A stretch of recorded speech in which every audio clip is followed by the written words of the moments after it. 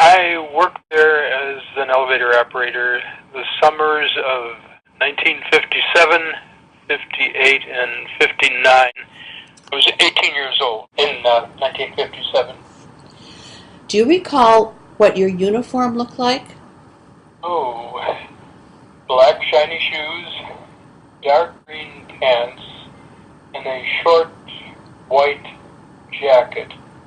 And the only addition to that was when the Shriners had their convention there.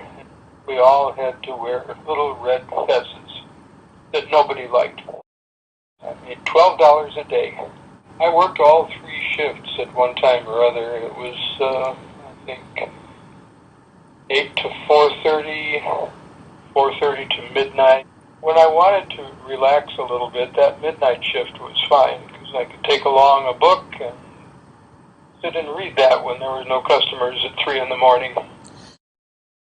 There was a summer theater at the hotel for a few years, and sometimes the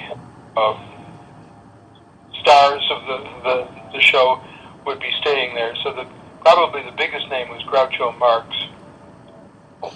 Had him in my elevators a few times. Hans Conried was there.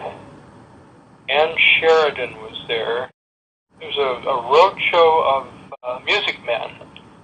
Joan Weldon was there. She was Marion the librarian. She had her little poodle, I think it was, and that was Robert.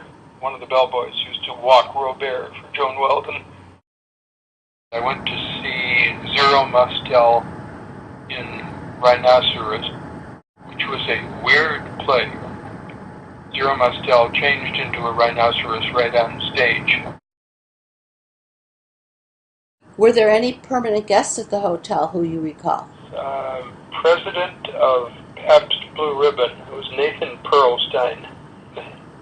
He was a very quiet, modest man because every time he got on the elevator, he would say 13, and that was his floor. Now, from day one, I knew who he was, and I knew what floor he was, but he never assumed that anybody would just automatically know where he wanted to go. I think you said you remembered another permanent guest. Who was that? I don't remember his real first name, but everybody called him the Colonel. He was Colonel Yellowleaf. Nice man, southern accent, the works. And he was very high up in prohibition enforcement. He was the man that they were supposed to be afraid of. So he was living in retirement at the Edgewater.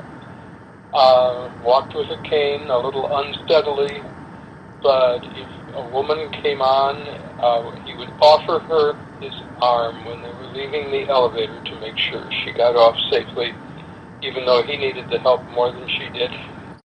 You said something about some unruly guests? Oh, they were not celebrities. They were just some partiers.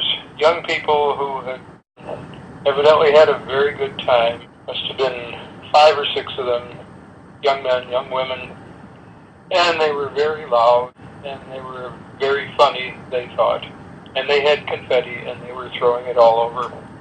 So they wanted the 10th floor, and then they were poking me. These elevators were maybe not the fastest in the world, but they were the fastest at accelerating and decelerating. So I just pretended to forget they wanted the 10th floor, and we went by, and they said, we wanted 10, we wanted 10.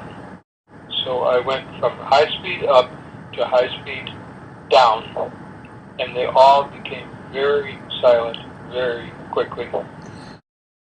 What would you say made the Edgewater Beach Hotel distinctive or special? It was a destination point.